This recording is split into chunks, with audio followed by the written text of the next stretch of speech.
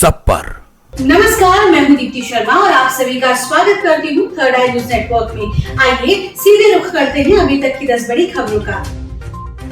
महिला सशक्तिकरण पर मंत्री स्तरीय सम्मेलन को पीएम मोदी ने किया वर्चुअली संबोधित। बोले, जब महिलाएं समृद्ध होती हैं तो दुनिया समृद्ध होती है।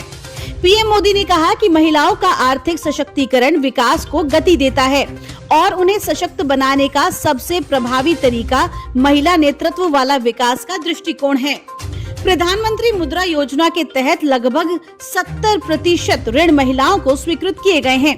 इसी तरह स्टैंड अप इंडिया के तहत 80% लाभार्थी महिलाएं हैं जो ग्रीनफील्ड परियोजनाओं के लिए बैंक से ऋण ले रही हैं।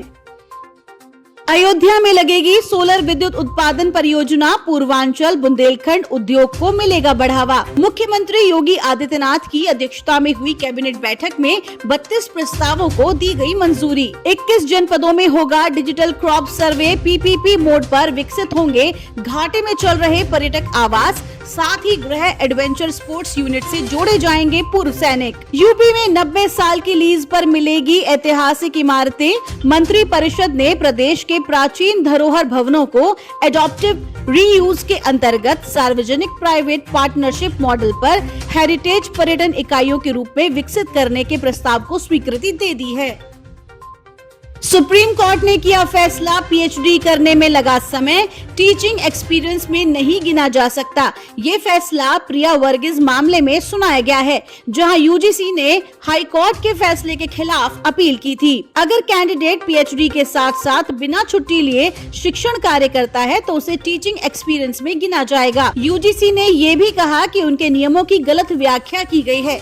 टीचिंग एक्सपीरियंस वही गिना जाता है तो वास्तविक हो, न कि वो जो अर्थ या अनुमान लगाया जा सके। बिहार सरकार का बड़ा फैसला, आज सुबह 9 से 4 बजे तक बंद रहेंगे कोचिंग सेंटर्स। दरअसल बिहार में अधिकतर कोचिंग संस्थान सुबह 9 बजे से शुरू हो जाते हैं, जिसके कारण सरकारी स्कूलों में छात्रों की अटेंडेंस काफी कम हो रही है, खासकर कक्षा 9वीं से 12वीं क्लास के बच्चे।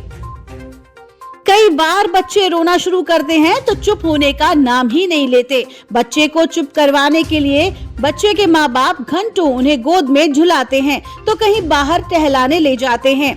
बच्चों के लिए तमाम प्रोडक्ट बाजार में उपलब्ध हैं, लेकिन बच्चों को रोने से चुप करवाने के लिए एक कंपनी ने baby mute mask device launch कर दी है।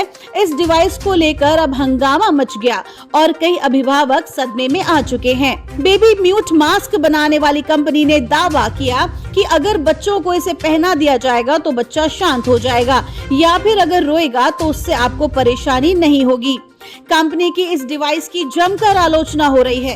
कंपनी ने कामकाजी माओं को स्पेशली ध्यान में रखते हुए बनाया है। जो माएं वर्क फ्रॉम होम कर रही हैं, उनकी अगर कोई मीटिंग चल रही है या वो काम में अवरोध नहीं चाहती हैं, तो अपने रोते हुए बच्चे के मुंह पर ये मास्क लगा सकती हैं। गर्मी से बेहाल ईरान में लगा लॉकडाउन, ऑफिस, स्कूल और बैंक कर दिए गए हैं बंद। भारत के कई इलाकों में इन दिनों जोरदार बारिश हो रही है, जबकि पड़ोस के ही मुल्क ईरान में गर्मी के चलते लॉकडाउन लग गया है।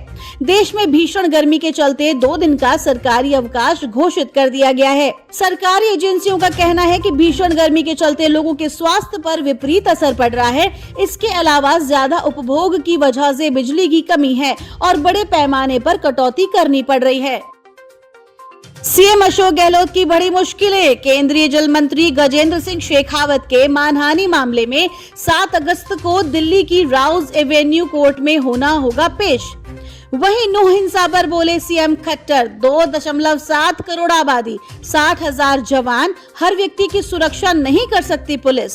हरियाणा के मेवात नूह में हुई हिंसा को लेकर मुख्यमंत्री मनोहर लाल खट्टर ने कहा कि हिंसा में जो भी नुकसान हुआ है वह दंगाइयों से वसूला जाएगा। दंगा करने वालों के खिलाफ सख्त कार्रवाई की जाएगी। राजस्थान में 5 अगस्त को होगा राजीव गांधी ग्रामीण एवं शहरी ओलंपिक का आगाज, तैयारी हुई पूरी। लखनऊ में मुहर्रम के जुलूस में दिखी हिंदू मुस्लिम एकता, मातम में आए शिव स्वामी सारंग। इलाहाबाद हाई कोर्ट में ज्ञानवापी मस्जिद मामले को लेकर एक और याचिका दाखिल। राखी सिंह और अन्य की तरफ से जनहित याचिका दाखिल की गई है कि ज्ञानवापी परिसर में मिले हिंदुओं के प्रतीक चिन्ह को संरक्षित किया जाए और गैर हिंदुओं के प्रवेश पर पाबंदी लगाई जाए। उत्तर प्रदेश के समस्त जनपदों से पोल्ट्री फार्म्स पहुंचे पशुपालन निदेशालय, कुक्कुट विकास समिति और पूर्वांचल अंडा उत्पादक कृषक समिति ने किसानों को सही कीमत नहीं मिलने और लागत लगातार बढ़ने से हो रही समस्या को शासन के समक्ष रखा। किसानों ने अंडों की उत्पादन लागत पिछले 4 साल से नहीं मिलने का मुद्दा उठाया। साथ ही उत्तर प्रदेश में रेंट डिक्लेरेशन सिस्टम स्थापित करने की पुरजोर मांग रखी। रिश्ते में धोखा तो कोई आर्थिक तंगी से परेशान। तुनिशा से नितिन देसाई तक 1 साल में कई बॉलीवुड सेलेब्स ने किया सुसाइड। तुनिशा शर्मा, वैशाली ठक्कर, भोजपुरी एक्टर आकांक्षा दुबे, सुधीर वर्मा और नितिन देसाई ये वो नाम हैं जिनके शव संदिग्धावस्था में मिले। खुदकुशी की बात सामने आई। देवदास और जोधा अकबर जैसी फिल्मों के सेट बनाने वाले 57 साल के आर्ट डायरेक्टर नितिन ने स्टूडियो में फांसी लगा ली। लंबे समय से आर्थिक तंगी का सामना कर रहे थे। कुछ दिन पहले एक एडवर्टाइजिंग एजेंसी ने उन पर धोखाधड़ी का आरोप भी लगाया था। सिनेमा जगत को अपनी कला से कई क्लासिक फिल्में देने वाले नितिन देसाई के इस फैसले से हर कोई सदमे में है। The Kerala story fame actress अदा शर्मा अस्पताल में भर्ती।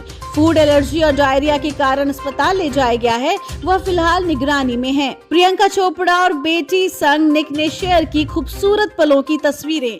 मम्मी पापा संग बीच मस्ती करती दिखी नन्ही मालती। 20 साल बाद दोबारा रिलीज हो रही है कोई मिल गया, फिर दिखेगा जादू और रोहित का याराना। दरअसल 8 अगस्त को ऋतिक की फिल्म कोई मिल गया की 20वीं सालगिरह है। इसी मौके पर फिल्म के मेकर्स इस फिल्म को दोबारा रिलीज करने के लिए जा रहे हैं। ऋतिक रोशन, प्रीति जिंटा और रेखा स्टारर ये फिल्म दिल्ली और मुंबई जैसे शहरों के साथ 30 अलग अलग शहरों में रिलीज होने जा रही है।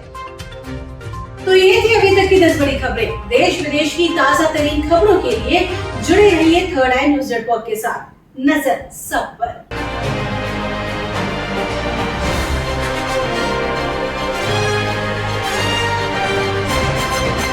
नजर सब पर।